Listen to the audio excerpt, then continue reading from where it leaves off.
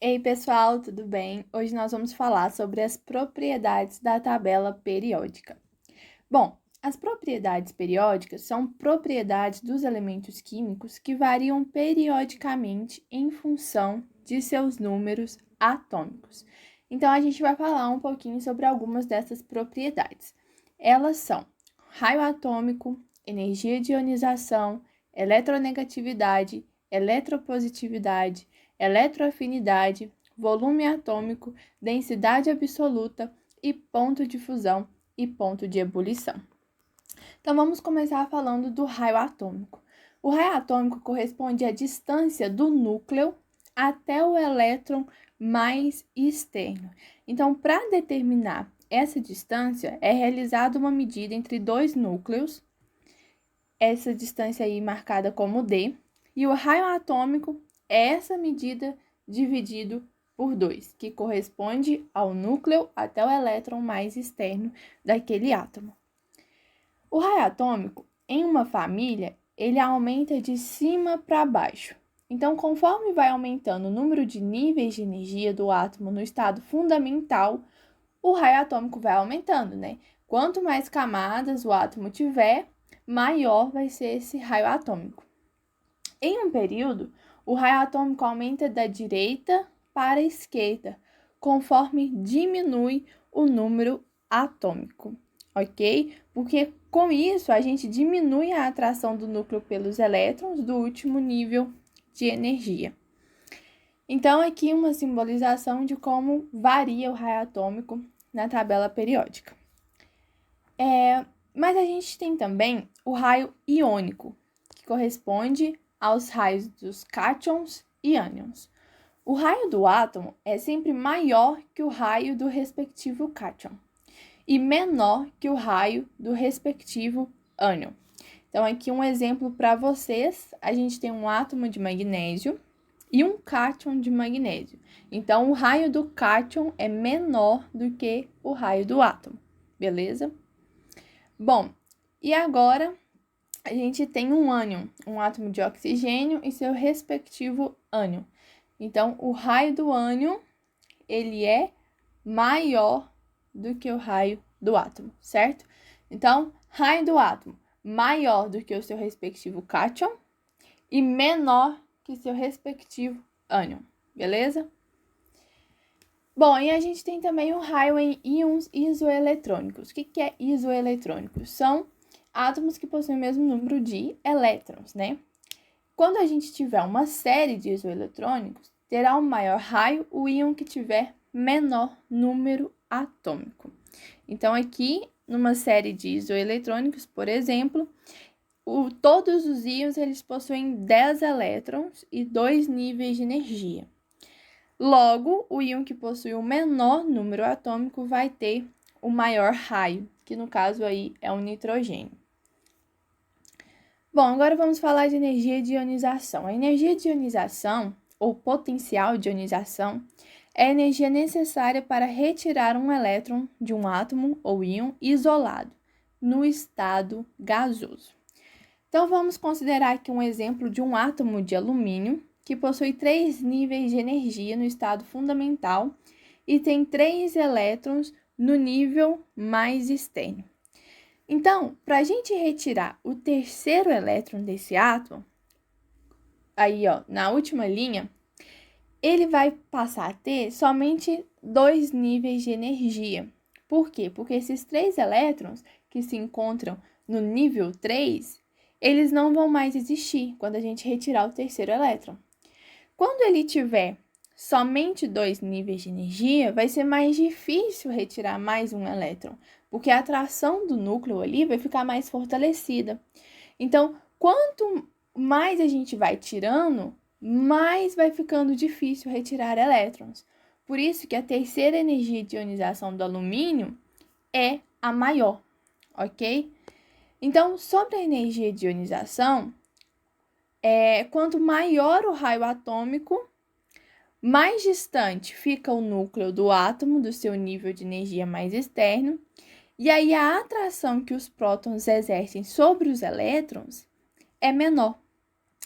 Então, para elementos que ocupem uma mesma família ou período da tabela, quanto menor o raio atômico, maior a energia de ionização, tá bom? Então, aqui eu trouxe um exemplo e os gases nobres apresentam as maiores energias de ionização, beleza? Agora vamos falar sobre eletronegatividade. O que é isso? É a tendência que um átomo possui de atrair elétrons para perto de si quando se encontra ligado a outro átomo de elemento químico diferente numa substância composta. Então, a eletronegatividade ela vai aumentar conforme o raio atômico diminui. Por quê? Quanto menor o raio atômico, maior será a atração do núcleo pelos elétrons, do nível de energia mais externo. Então, maior vai ser a eletronegatividade. E, ao contrário, quanto maior o raio atômico, menor será a atração do núcleo pelos elétrons, do nível de energia mais externo, e menor será a eletronegatividade. Então, ela aumenta conforme o raio atômico diminui. Esse aqui é um exemplo do aumento da eletronegatividade nas famílias e nos períodos da tabela. E a gente tem que o flúor é o elemento mais eletronegativo da tabela. Por que os gases nobres não entram? Porque a eletronegatividade, ela se dá quando um átomo ele atrai elétrons quando ele está ligado a um elemento químico diferente. E os gases nobres, eles não tendem a reagir espontaneamente, eles não tendem a ligar com outros átomos, outros elementos químicos. Então, por isso, os gases nobres não entram na eletronegatividade e o flúor é o elemento mais eletronegativo da tabela. Eletropositividade. A eletropositividade é a capacidade que um átomo possui de se afastar de seus elétrons mais externos em comparação a outro átomo na formação de uma substância composta. Então, é mais ou menos o inverso da eletronegatividade, né? Então, é a tendência em perder elétrons numa ligação química. Então, considerando um raio atômico, a eletropositividade ela vai aumentar conforme o raio atômico aumenta. Por quê? Quanto maior o raio atômico, menor será a atração do núcleo pelos elétrons do nível mais externo, então, com mais facilidade, o átomo vai ter para doar elétrons, ok? Aqui eu tenho a variação da eletropositividade na tabela e os metais são os elementos mais eletropositivos. Eletroafinidade corresponde à quantidade de energia liberada no momento em que um elétron é recebido por um átomo. Esse átomo se encontra sozinho e no estado gasoso. Então, quando um átomo ele é isolado no estado gasoso, recebe um elétron, há uma liberação de energia. Essa liberação de energia é medida pela eletroafinidade. Então, ela mede o grau de afinidade ou a intensidade da atração do átomo pelo elétron adicionado. E quanto menor o raio atômico, maior vai ser essa afinidade eletrônica. Então, aqui um exemplo, né? Os elementos que têm maior afinidade eletrônica são os halogênios e também o oxigênio. Volume atômico. Volume atômico corresponde ao volume ocupado por 1 mol de átomos, que corresponde a 6,02 vezes 10 a 23 unidades de um elemento.